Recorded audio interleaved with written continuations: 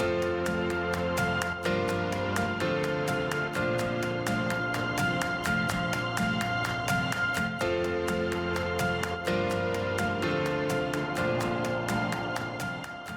Dave McCormick and I'm the contracts manager for Curtis Painting Group.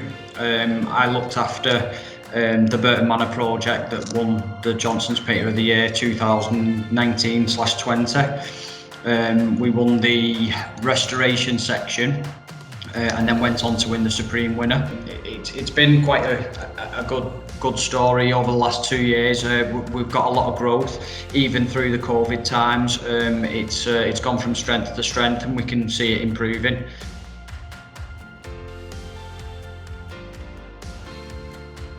The process is pretty easy. They've got the online form that you fill in, and our rep Mark James, he helps us through the process. It was a case that we fill the form in. We actually have a writer for our website and things like that, so I got Sue involved to do the write-up, obviously to give a bit of a background on the building before we took the building over, where it had come from, sort of like a little bit of past history. Obviously, with it being a heritage job, it was imperative that we got that across of how important the building was and why the restoration had to be done. I mean, when we come in here, there was trees growing in the chimney stacks. It was under 12 inch of water. We walked in and we were just like, how are we going to turn this round? With regards to how easy it was to enter, like Mark was great with it, and it was a case that we went into it thinking, do you know what, the building's going to look fantastic, and we wanted people to see the building itself.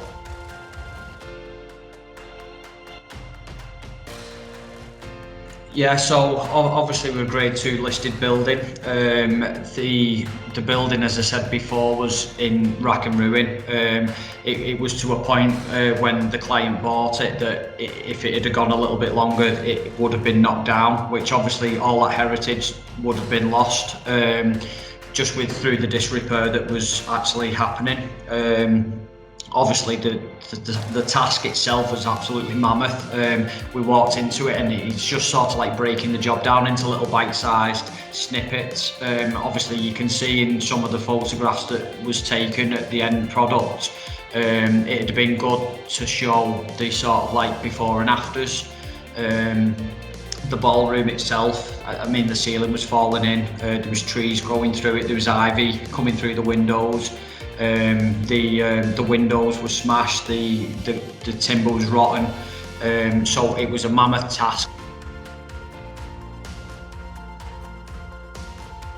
Basically, in the forefront of it, once the plaster work had been complete, we went through with a Johnston's just normal matte emulsion to try and blank off all the plaster work. All the timber works was primed with a Johnston's acrylic primer. We then put durable matte on the walls that went throughout every area, so the client had chose the durable matte obviously for a scrubbable area. There's obviously 70-80 people working in the building, so they wanted it to have that durable feel to it, even though we had to stick with the heritage side with regards to colours and things like that. We wanted to use Johnston's products just for the simple fact of using them in the past and having the product durability.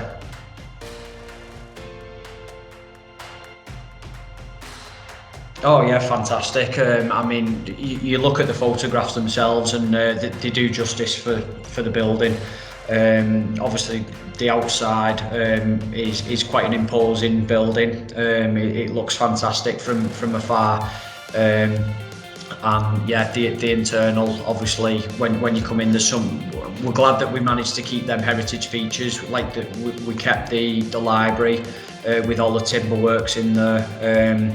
We kept the ballroom as best we could with the panelling and things, so we sort of like tried to keep it into that era and bring the colour scheme to justify that era as well, which I thought it worked pretty well.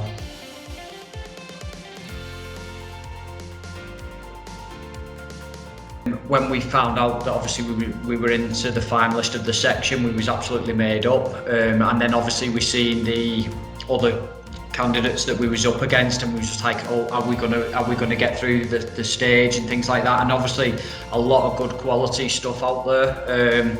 Like, we was quite surprised. We was sort of like, oh, I think theirs might look a bit better than ours, or theirs might look a bit better than ours. And I think you sort of like that bit of self-doubt goes in when you start seeing what other people do. But it just goes to show what the company PPG are trying to produce, and they're trying to get people to produce better work, and they're trying to push their products, which is a good thing.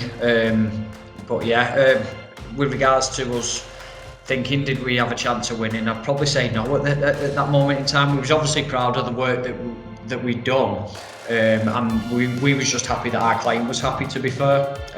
But obviously then to get the restoration section winner, we was over the moon with that. It was a really proud moment for us, because people go through the full career with obviously not having an award for something that they've worked on. So myself personally, it was a massive achievement.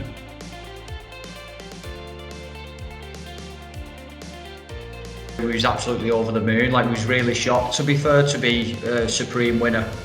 Absolutely couldn't believe it. Like, it's obviously one of the highest awards that you can win in the painting industry, and we was thrilled to receive the award, to be honest.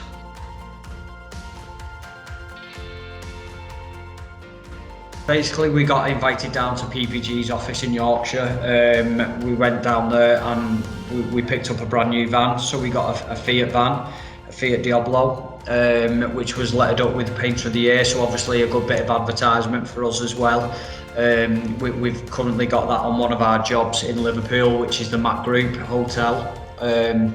So yeah, that's driving around. It's giving us that presence, and obviously the advertisement as well that winning the award has give us. The impact on us going forward is massive. I mean, to say to our clients, do you know what, well, we've actually physically won an award for the work that we're producing, gives our clients a lot of reassurance that we can do the work that they're asking us to do.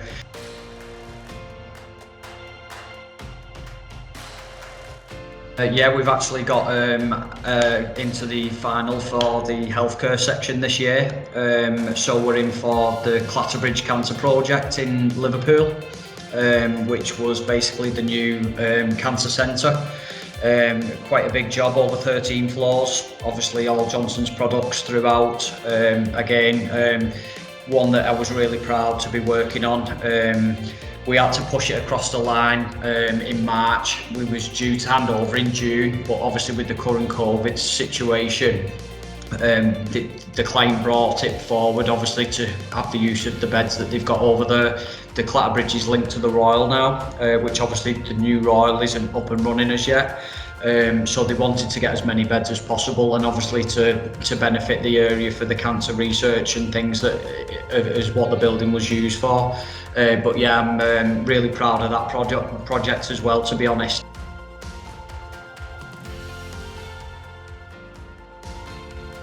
No, definitely encourage it. We love the competition, to be fair. Definitely going forward, we'll just try and keep bettering ourselves. We'll try and keep winning these jobs that we know that we can put forward. I personally look at jobs now where I think, you know what, we can actually physically put this in for the award and things, and it sort of like G's you up a little bit. And yeah, fantastic going forward. But yeah, it's obviously massive for companies to be in the hat to even be put forward for the award. I think with regards to the award itself, obviously being voted by everybody else that's in the competition for your project to win it, I think that says a lot about the project itself. Our competition is potentially our biggest critics, so to get that award through them as well was massive. And I think on Facebook and things like that, on the LinkedIn feeds and things, we was getting messages from all over the country saying, well done, your project looked great and things. And there's that sort of like brotherhood around the painting and decorating industry that, do you know what, there was no sour grapes or anything. It was all like very positive, and I think that's a really good thing for the trade.